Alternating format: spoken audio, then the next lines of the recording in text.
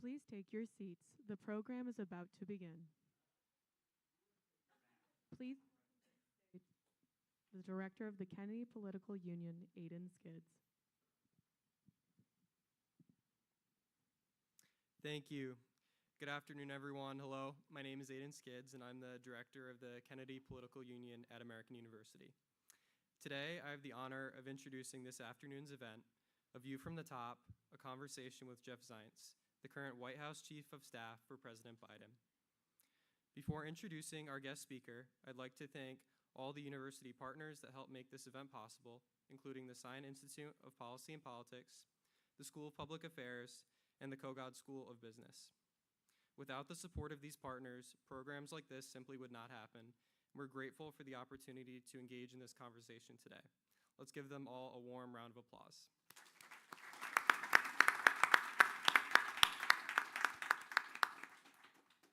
Now, I'd like to introduce this afternoon's guest speaker, Jeff Zients. As previously mentioned, Jeff currently serves as the White House Chief of Staff for President Biden. Prior to this role, Jeff served extensively in both the public and private sectors. In the business world, he has founded the investment firm Portfolio Logic. He has served as chairman, CEO, and COO of the advisory board company, and most recently he served as CEO of the Cranemere Group. In his transition from the private sector to the public sector, Jeff has directed the White House Office of Management and Budget. He's directed President Obama's National Economic Council, and he was President Biden's COVID-19 response coordinator before taking on his current role as Chief of Staff. Jeff is also a recipient of an honorary degree from American University in 2018. Moderating today's discussion is David Marchick, Dean of AU's Kogod School of Business. Under Dave's leadership, Kogod has unveiled major initiatives in sustainability, AI, entrepreneurship, and he has encouraged greater public-private sector collaboration in AU's academic model. Prior to joining the AU community, Dave served as the Chief Operating Officer of the United States Development Finance Corporation in the Biden administration, where he managed agency priorities, oversaw business operations, and led the agency's work to support the manufacturing of more than 2 billion doses of COVID-19 vaccines in the developing world. Both Dave and Jeff's careers exemplify precisely AU's strength, endowing leaders with the skills and interests to do well in both the public and private sectors. On that note, it is my honor to welcome David Marchick and Jeffrey Zients. Thank you very much. Thank you very much, Jeff. I just want to thank everybody for coming. Is the mic okay? Thank President Alger, Provost Wilkins. We have other senior members of the leadership. We have several trustees. Mark Duber, Stuart Bernstein, Ambassador Stuart Bernstein, I'm sorry for calling you Stuart. My wife has to call me Your Excellency. Okay. And Jeff has been a longtime friend. I'm really grateful for you being here. There's nothing going on at the White House today. I assume that if there were a strike in the ports, conflict in the Middle East, and you and the president, the vice president working on hurricane recovery, you wouldn't have been here, but thank you for being here. We're really thank you. grateful. It's an honor to be here. And thanks to all the students for coming. It's wonderful. I'm getting just a little feedback on the mic. Wonderful to have such a great experience for the students. So let's start in with your background. So for those of you who don't know, where did you grow up, and how did you end up becoming White House Chief of Staff? So I grew up 3 miles away, Connecticut Avenue in the Beltway.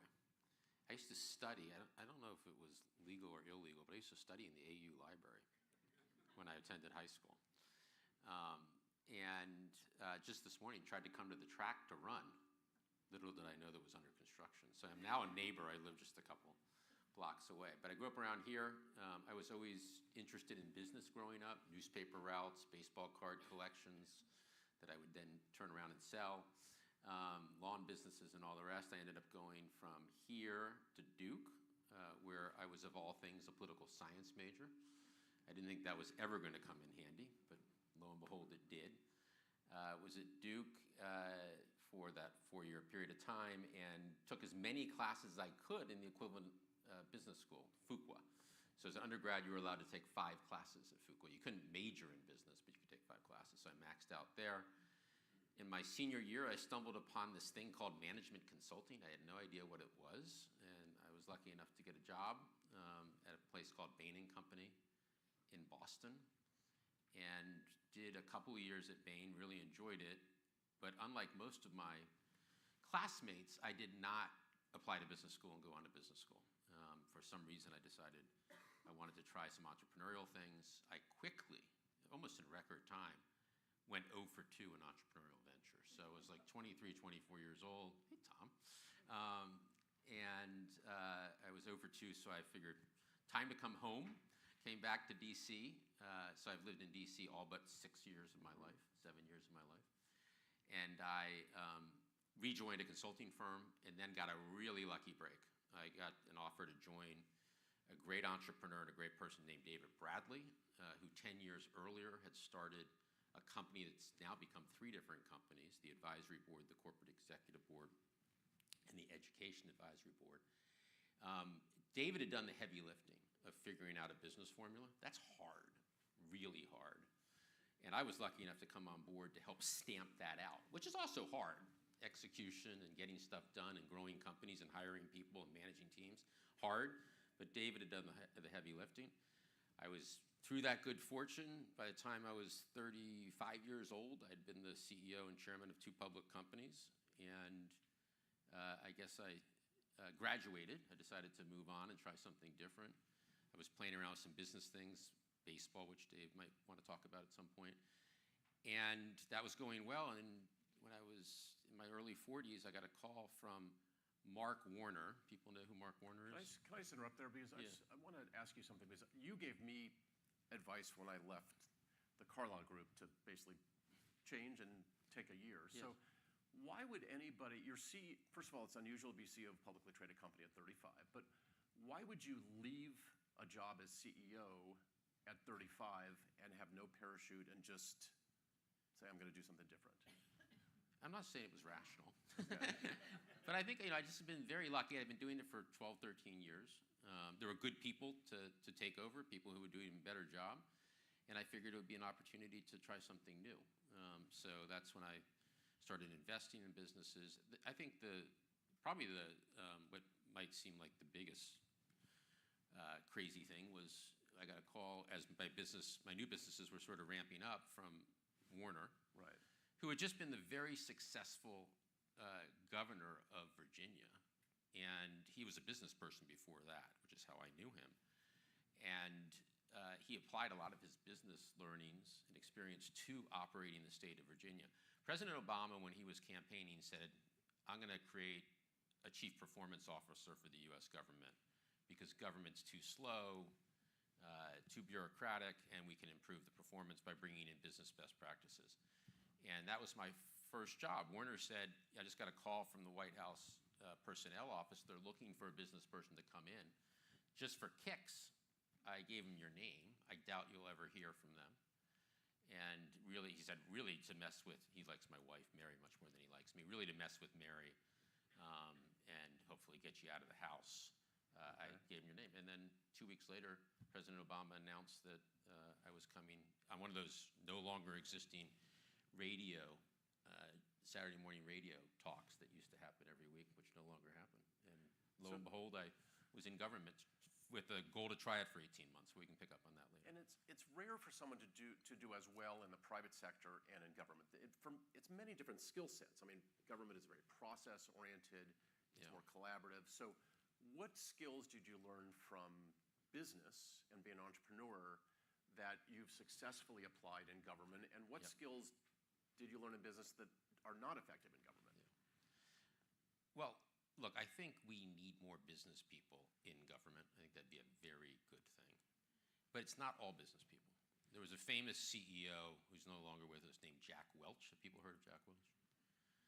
Jack Welch was sort of known for his very tough management style. I didn't know him personally, but when you read about him, my way or the highway, and it was very effective for a period of time. Jack Welch, or a Jack Welch-like person, would not do particularly well in government, maybe even though he did well in the private sector. So I think it takes a certain type of business person, more collaborative, very focused on, this is what I think I helped bring from the private sector, focused on building teams and how you manage teams and set priorities and hold each other accountable. There's an amazing lack of focus in government, in White Houses, Democrat, Republican, on human resources, recruiting, retention, development, occasionally out-counseling. Very little of that goes on. And I think where I've been able to make a contribution is actually by focusing on that, focusing on making sure that the president has the right team in the White House and the right team across the cabinet. People say, what is the chief of staff job all about? The operative word is not chief. The president is the chief. It's staff. And my job, I think I'm doing my job okay if the president has the right team and that team's functioning as a team and holding each other accountable. Let me ask you a question about managing pressure. You and I have talked about this. We've talked about sleeping problems, which I won't talk about publicly, but you've had two of perhaps the most challenging high-pressure jobs of anybody not essentially running a military campaign. Yeah. So, first of all, President Obama, his signature and perhaps most important initiative was creating health care coverage for tens of millions of Americans. But when he set it up, the website didn't work, okay? And he was just getting crushed every day. And then President Biden, when he took office, you were running the transition, the country was shut down, we had 20 million Americans out of work, and you were put in charge of not a policy issue, but getting the vaccine in arms. And so how did you manage the pressure? I just remember the intensity of the focus and the pressure in those circumstances. Well, first of all, the COVID 18 months was far and away the hardest thing I've done in my career. And it was because of the stress and the pressure and the fact that people were dying and getting very sick. People were losing their loved ones. And at the same time, even though we had a vaccine that was so effective, a significant portion of the population didn't want to take that vaccine, or certainly needed a lot of convincing. I think it comes down to routine and discipline. I mentioned I came here this morning at 5:45 and discovered the track is under construction. That wouldn't have happened as President Alger's fault. So I'm sure it'll be a brilliant athletic facility. Every morning, no matter what, no matter how little sleep or how many demands, I work out. Every evening, with very few exceptions, I'm home by 8 o'clock and I have dinner with my wife and whatever kids are willing to be with us. And, I have a routine on the weekends that carves out some time. So, it's amazing how much you look forward to that Friday evening dinner with Stuart's daughter and husband, who are dear friends. When you get it on the calendar and you do it. And so you've got to build in family, friends, exercise. And then it's really all about what I talked about earlier, with getting the right team. I believe when you have the right team, diverse, experienced, people who are about it for the right set of reasons, which I think is generally low ego, who want to be part of a team and share a vision, you can capture any opportunity or you can deal with any crisis. And if you don't have that team, you're screwed and you got to fix it. So I think it's when you come to the table. This morning I had a meeting on the port strike, followed by a meeting on Helene recovery. I left the Situation Room on the Middle East, President and Vice President chairing a meeting, to come here. In each one of those meetings, I look around the table, and I know as hard as those problems are, we've got the right team of people thinking about it. And they're functioning as a team. They have each other's back. They celebrate the victories. They hold each other accountable. So all the stress goes into making sure you have that right team. And you've had different roles in the White House. You were an advisor when you were the National Economic Council director, which you had a staff, but basically you were the president's chief economic advisor. And now you're really chief. Do you like being an advisor or chief or running things better? Look, I think where I bring the greatest contribution, broken record, is the team. And so I think the ability to have a larger team is something that I thrive on. And I think that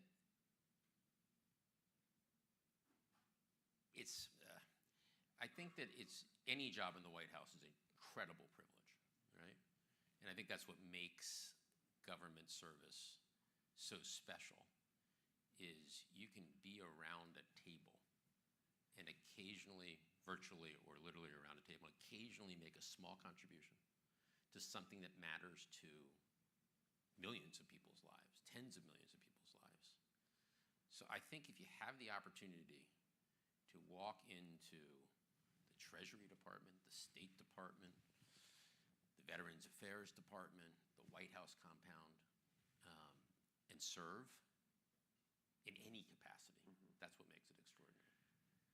A lot of what hits your place is totally outside of your control. So right now, one can imagine the president's focus on the economy, hurricane relief, which you couldn't anticipate 10 days ago, the war in Gaza, now the war in Lebanon. How do you manage those priorities, and if you had to rank the president's biggest challenges right now, how would you rank them?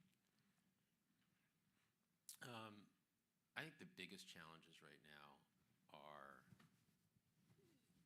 the Middle East, Ukraine, on the international side. And domestically, I think the economy is in a heck of a lot better shape,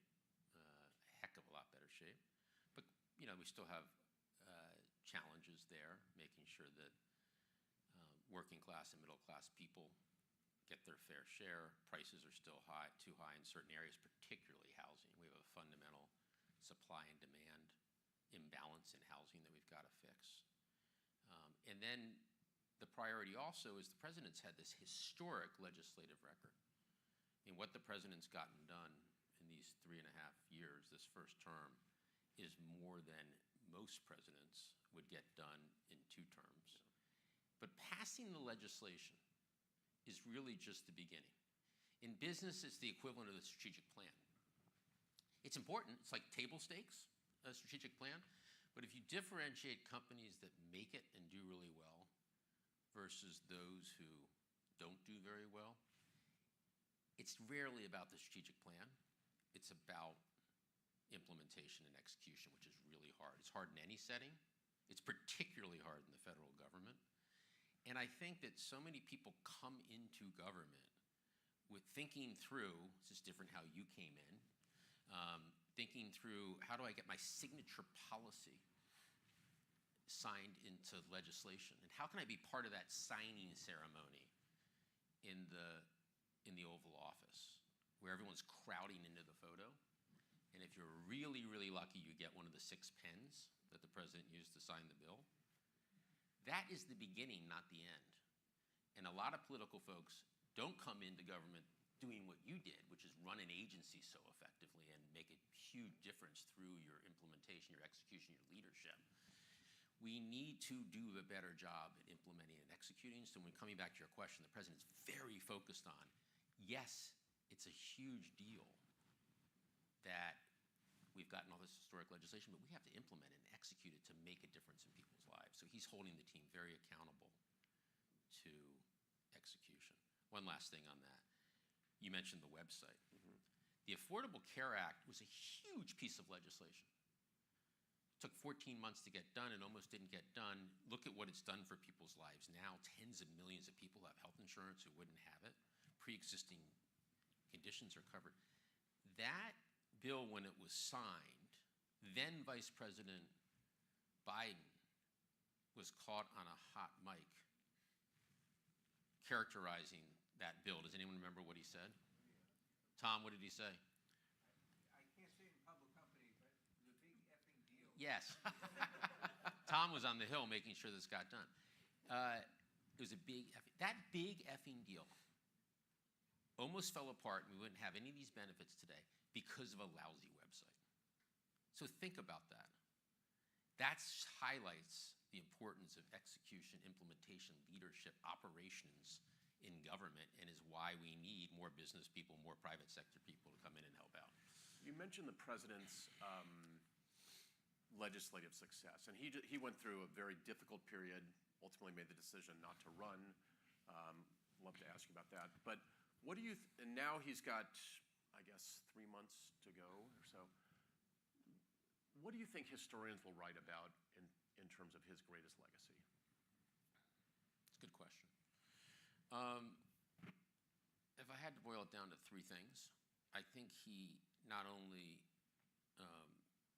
has led an incredible recovery of the economy, but he's reshaped the economy. We're now investing in America. We're investing in the middle class. We're building the economy from the bottoms up and the middle out rather than the tops down. And I think that will not only be seen as an extraordinary recovery, which he, along with the private sector and the Fed, orchestrated, but also that he's reshaped the economy for decades to come. The second is think about when he decided to run after that terrible event in Charlottesville, and the state of our democracy, witnessed by January 6th is the extreme. I think he has helped restore and preserve democracy. And the third is international. I was lucky enough to go with the president on his first international trip, which wasn't until June of 2021, because everything was done virtually because of COVID. I was doing COVID coordinator role at the White House at the time. I went, because this was mentioned in the introduction of you, Dave, because we had secured the first $500 million doses of Pfizer vaccine to donate to the world. So I went to the G7 in Cornwall, England, with the president. And I'd been in Zoom meetings of different global leader meetings, but to be in person, the relief of having President Biden back on the world stage, in contrast to how many global leaders viewed his predecessor, was extraordinary. And across this 4 years, the president has really restored America's position in the world, which is so important. So I would say economy, democracy, global leadership. One of the other things you've done in your career, where I had the privilege of working with you, was on the presidential transition, I think. And so Jeff led the Biden transition into office, which I would say was the best transition effort in the history of the United States, amid the most difficult circumstances of any transition in the history of the United States. Because country was shut down, we had a president that did not recognize the outcome of the election and then delayed the transition after President-elect Biden was declared president-elect. So can you just give us a comment on the importance of transition planning, and also what are you doing now as White House Chief of Staff to prepare for either eventuality? Obviously, we know that you prefer a particular candidate, but you also have to, under the law, prepare in case your preferred candidate doesn't win. I do think President Biden, Vice President Harris's transition was, as Dave said, the best transition ever under arguably the most difficult circumstances. And why was that? Team, focus, and Dave was a key partner in that. We worked closely together on the transition. Look, transitions are really hard and really important. I didn't hear that last part. Can you say that again? Really hard and really important. And there's only 78 days between Election Day and Inauguration Day. And particularly if you're going from a Republican administration to a Democratic or vice versa, there is a ton of work to do. The number one part of it is personnel. Who's going to be in the White House? Who are the cabinet secretaries going to be? There are thousands of political appointees who do all the work. Some of them Senate confirmed, that's a longer lead time. Many of them, thousands not. And how do you get that team together so they can enter day one?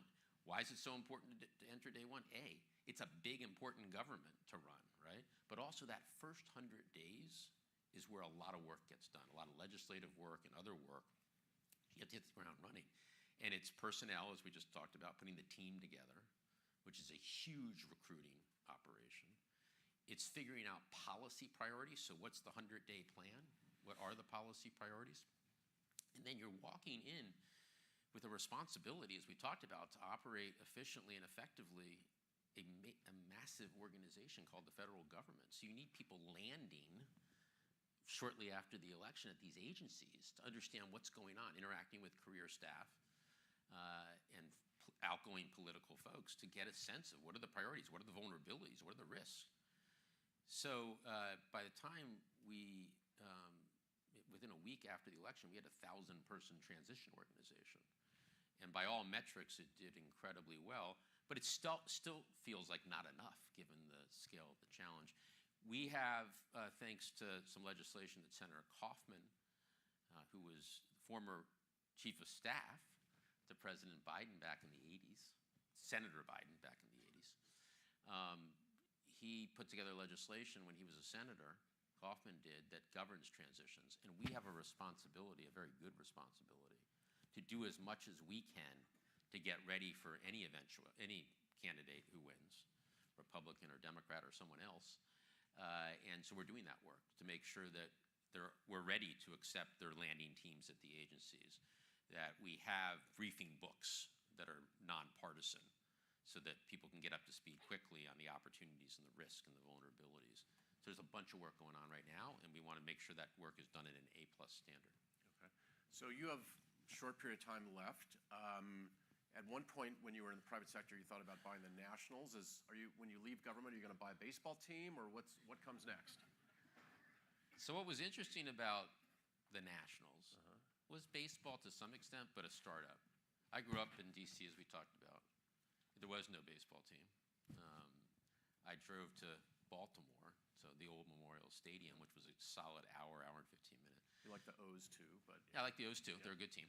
But the opportunity to create something that didn't exist was what made it so appealing. So I was very involved. I co-led a group with a guy named Fred Malik 20 years ago, and it was about bringing baseball back to D.C., working closely with the mayor and the city council to attract baseball back here, which happened. And when that happened, people assumed that we would be the ownership group because we'd done all that work. Everyone except for Major League Baseball, who owned the team, they said, now that we've got D.C. as a great location, committed to a stadium, let's auction the franchise. And it came down to us and the group that won it, the Lerner Group, which I was very disappointed in at the time.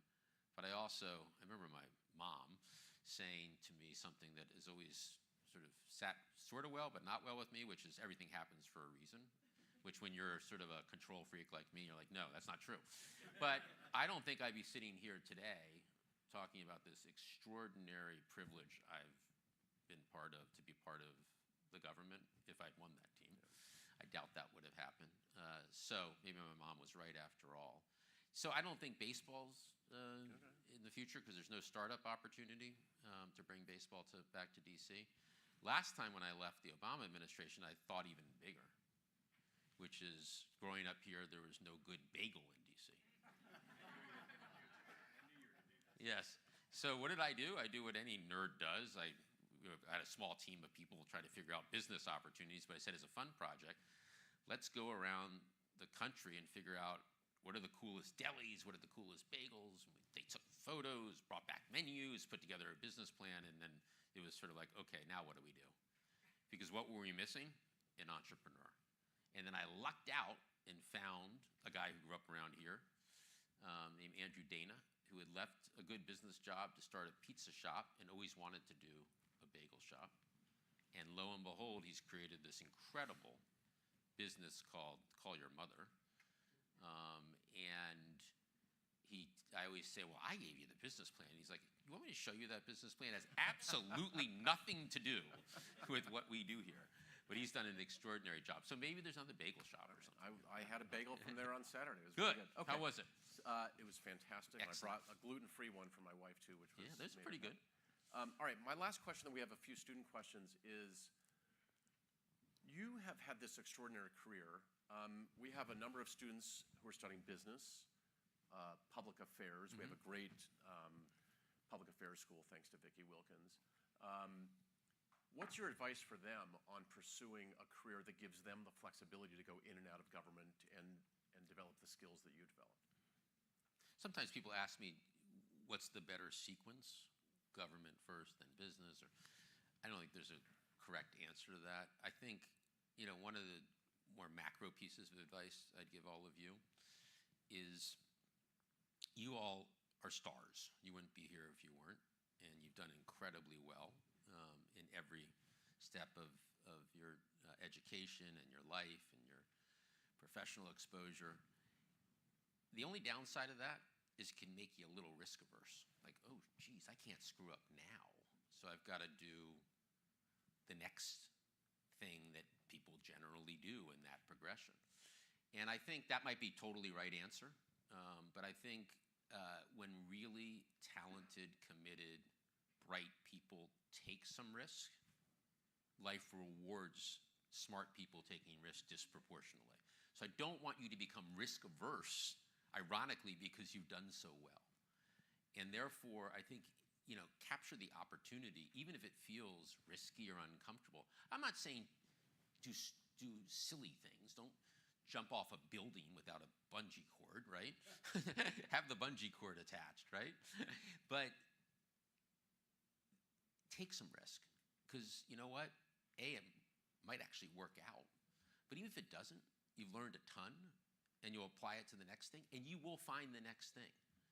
So I think the answer to that question is, if someone right now is on a campaign like Katie, where's Katie? Katie's back here. Katie was at the University of Delaware. She was really interested in then Vice President Biden's campaign. She jumped on the campaign. Katie has spent the last 4 years in the West Wing. Pretty cool. That was risky what she did. She could have done lots of other things, right? To join a campaign. Who knows if candidate Biden's even going to be the nominee, whether he's going to win. Doesn't pay much, if anything. And look where she's ended up. And, I don't want to speak for Katie. There's a chance that her next move will be to go to the private sector. But that was a cool opportunity that she created by her willingness to take some risk. If there's a cool business opportunity, grab that, or some other opportunity, a non-for-profit opportunity. But I think you got to be opportunistic, particularly in your 20s. That is the time to take chances, learn new things, discover what you like, what you don't like. And generally what you like is what you're really good at. Maybe as you enter your next decade, you say, okay, I have to focus a little more. Now I'm going to try to become world-class at something and be more focused. But if you're in different sectors and different industries, for-profit, not-for-profit during your 20s, and throughout your career for that matter, I think that's a good thing. Great, thank you. So we have some questions. We're going to go with Lindy first. Just introduce yourself. And by the way, when we finish, if you all could just let Jeff leave. And I also want to just give a shout out to the Secret Service.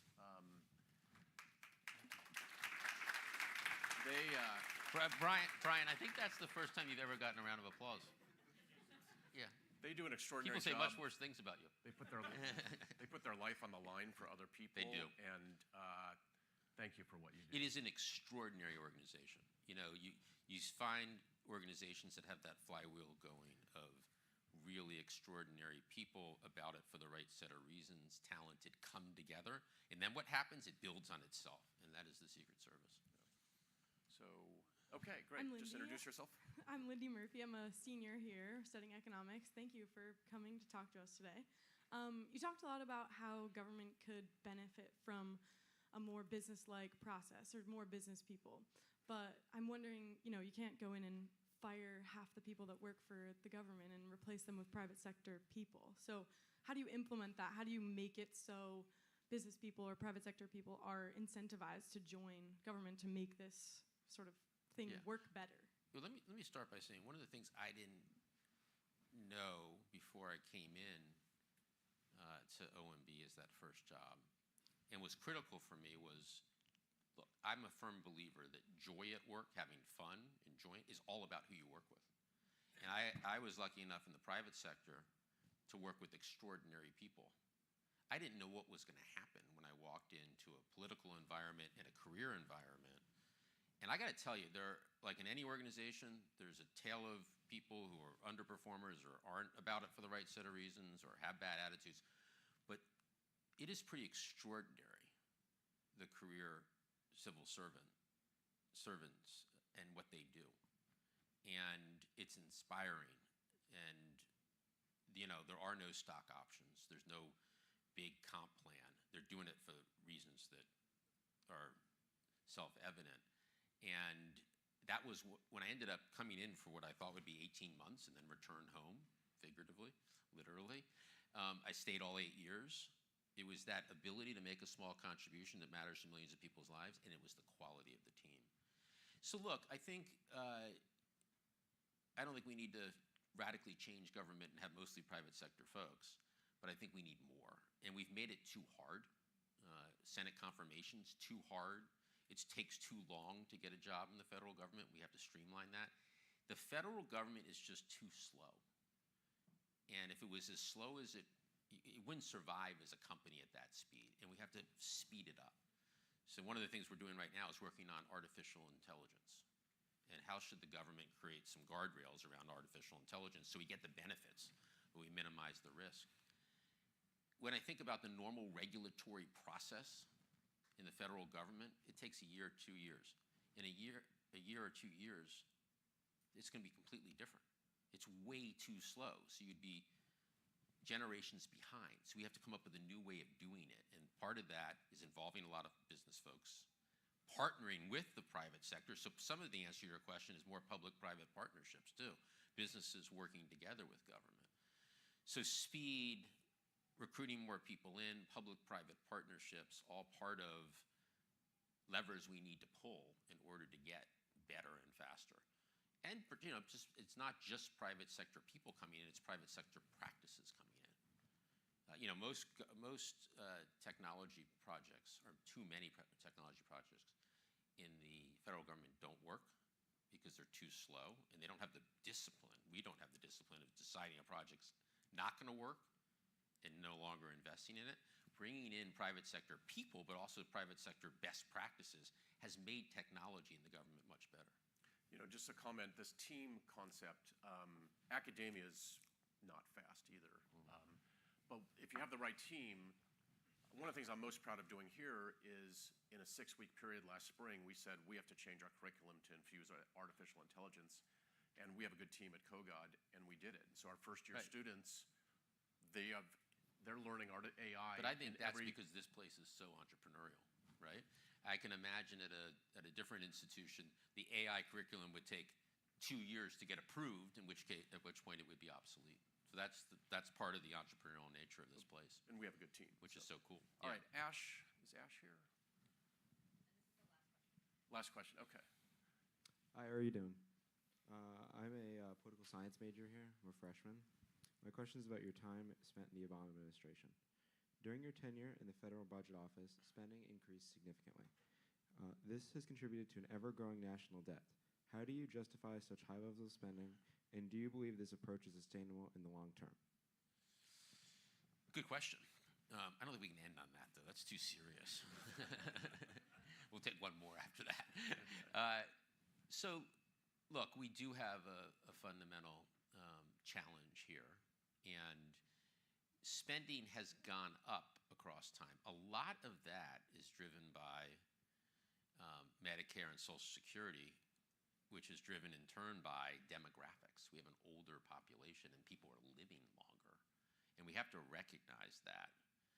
And at the same time, our revenue has been pretty flat. So we need revenue, meaning taxes. We need to have a higher tax base, while at the same time understanding where we're not spending efficiently, where we can spend less. But it's like a business. If you're going to improve a business financial performance, you work on two sides of the equation, the revenue and the cost structure. We need to do both in the federal government, but you can't do it on the cost side alone. It's not even a close call. We need more revenue. Okay. Last question, give me a fun one. Let's see, I'm gonna go with Maddie, because she left lacrosse practice to, is she here? Hi, yes. Okay, she didn't even Apologize for my change or outfit. shower, okay. Yes, I'm going to go back there after this. But thank you so much for joining us. I'm honored to be the last question. I promise it won't be as serious. And just introduce yourself and what's year you are. My name is Maddie Spratt, and I'm a senior, and I'm on the women's lacrosse team. But my question for you, so going back to your concept of teams, it seems as though you have a lot of pride in how you've led and managed all your teams, but what is the difference that you feel in motivating and building out these teams from the private sector now into the public sector? I think there's many more similarities than there are differences. I mentioned it before. I mean, an obvious difference in the private sector, you spend a fair amount of time on compensation. How do I create the right levels of compensation, the right incentives to drive and motivate people. That doesn't really exist in the federal government, in the public sector. So which makes, as I talked about it, even more extraordinary that you have people who are working as hard as they are, doing what they're doing without that compensation lever. I think the other thing that's a little different, is the metrics aren't as clear. When we're in business, we have a pretty good sense of the 3 or 4 things that we're trying to measure and motivate teams around. Maybe it's profitability, revenue growth, R&D, success or failure. It's harder because it's not just about a bottom line or a single metric. And how do you hold yourself accountable for performance when the metrics aren't as clear? And how do you hold the team accountable for performance? How do you know how well you're doing? And that means you have to invest more in figuring out what the right metrics are. So I would say it's 80% the same stuff, getting the right team, diverse, about it for the right set of reasons, experience, performing as a team. The 20% probably goes to compensation, metrics, and a few other areas. Let me thank Katie, first of all, for facilitating Jeff coming here. Jeff's team is great. Let me thank Jeff Zients for...